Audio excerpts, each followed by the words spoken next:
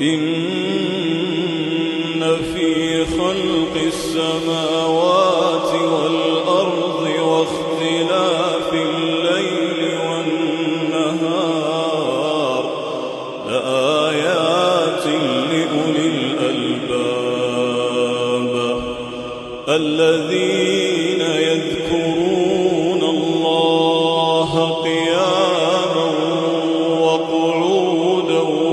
وعلى جنوبهم ويتفكرون في خلق السماوات والأرض ربنا ما خلقت هذا